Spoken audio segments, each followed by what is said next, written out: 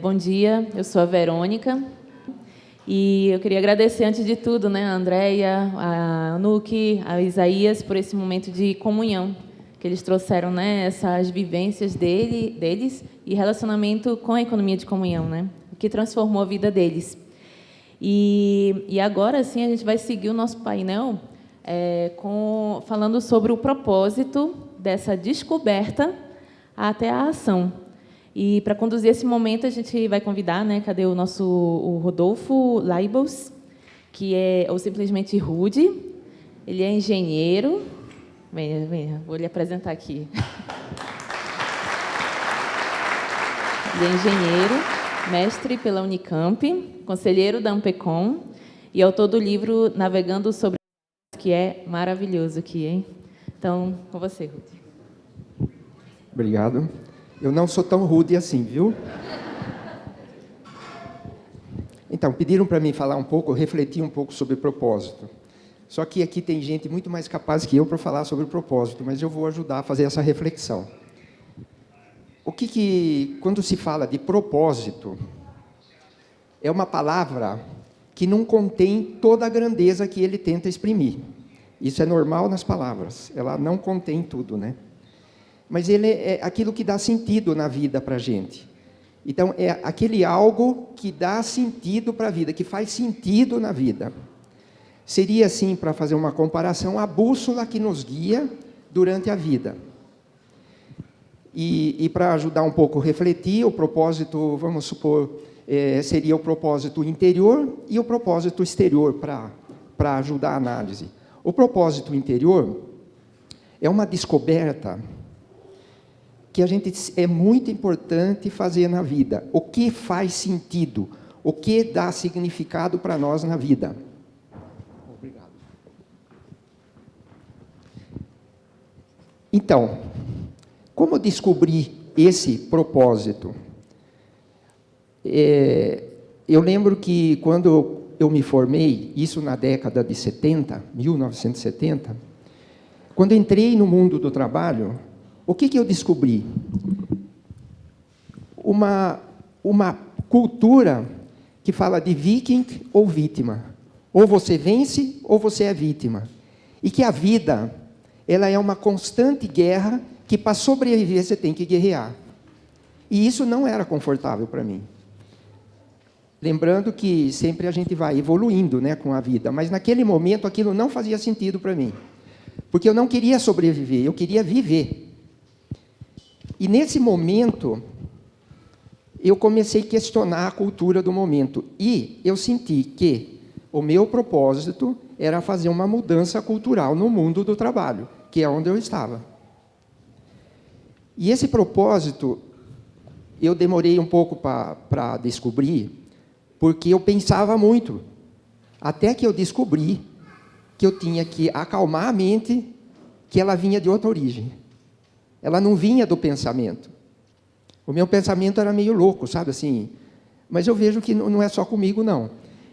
O pensamento, às vezes, ele propõe coisas que hoje, assim, com esse exercício, eu observo o pensamento, fico olhando e falo, ótimo, mas está muito louco esse pensamento, agora calma. E aí eu descobri meu propósito, que era trazer uma nova cultura econômica, onde todos possam viver em comunhão. E esse propósito descoberto agora, ele se tornou uma bússola para mim em toda a vida. E eu fiz essa divisão para facilitar o entendimento, que vem o propósito exterior. O propósito exterior é a manifestação externa do propósito interior, que eu tinha descoberto. E o propósito interior, ele vive no momento presente, sempre. E o propósito exterior, ele vive no tempo e no espaço. Então, no tempo de 1970 e naquele espaço de empresa de trabalho, eu teria que manifestar esse propósito exterior. Porque eu observo muito que existe uma lacuna entre o que se faz, o que se descobre no propósito interior, e no propósito exterior, a gente não consegue fazer. E é muito comum isso, eu vejo colegas, pessoas boas, que falam assim, olha, eu tenho todo esse propósito, mas quando eu vou para o trabalho, para o negócio, negócio é negócio. Então, existe uma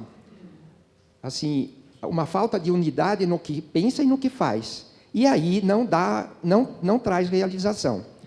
E aí começou, nessa época de 1970, que nós tínhamos que fazer as coisas quer dizer, essa cultura nova da comunhão na empresa. E eu não queria entrar em detalhes, mas aí começa o que eu pus lá no livro que meu filho desenhou, um mar de tempestade, que o mar é bem típico como mostra a economia. Tem tempestades, tem lugar calmo, mas a gente tem que enfrentar a tempestade. Então, por exemplo, eu vou exemplificar. Se eu queria fazer a comunhão, eu tinha que fazer comunhão com os funcionários. E aí fizemos uma série de coisas para essa aproximação, para que todos vivessem bem. E aí começamos a sentir a resistência. Por exemplo, os sindicatos da época, que era uma época assim turbulenta, mas hoje continua a mesma coisa, né? E então os sindicatos dos trabalhadores falaram: você não pode fazer isso. Eu falei: mas como não pode fazer isso? Ele falou: porque vocês deixam a gente de lado. Vocês fazem comunicação direta com os funcionários. Vocês decidem tudo e nós. Depois veio o sindicato dos trabalhadores. Vocês não podem fazer isso também. Por que não podem? Porque vocês fazem e nós somos obrigados a fazer também. Aí eu lembro da resposta, foi muito simples. Olha, nós fazemos aquilo que nós sentimos dentro do nosso propósito e vocês fazem o que vocês sentem, mas nós não vamos parar de fazer. Eu quis dizer isso como é a turbulência no propósito exterior. Porque aqui nós estamos no tempo e no espaço. E eu diria o seguinte, para não estender muito e deixar a mensagem do propósito, agora vamos trazer, o propósito interior meu continua até hoje. Hoje, que nem o Armando fala, cronologicamente, nós estamos mais perto da partida, né, Armando? E eu diria, eu com hoje 77 anos, já tenho outras atividades, eu diria o seguinte: para você se realizar, você precisa descobrir o seu propósito interior, aquilo que dá sentido à sua vida. Ontem, esses dias nas escolas dos jovens, a gente percebeu bem isso, que eles falavam bem isso. Então, você descobre o sentido da vida e depois tem que ter coragem, inteligência e muita persistência para colocar isso na vida. Eu disse no mundo do trabalho, que era meio específico, mas é no mundo da família, em todo lugar que você vai. E eu diria que não pode deixar essa lacuna entre o propósito interior e o propósito exterior, porque senão não realiza. E que nem eu falei, com essa idade, eu vejo muitos amigos meus que não tiveram coragem de fazer isso, eles estão assim meio embaraçados, meio preocupados com a situação. E eu diria o seguinte, para mim, eu diria que eu estou bem realizado e bem contente de ter tido a coragem de fazer e continuar fazendo. Então, é essa mensagem que eu deixaria. E deixaria, como tem a Escola dos Jovens, uma pergunta: qual é o seu propósito? E termino aqui. Muito obrigado.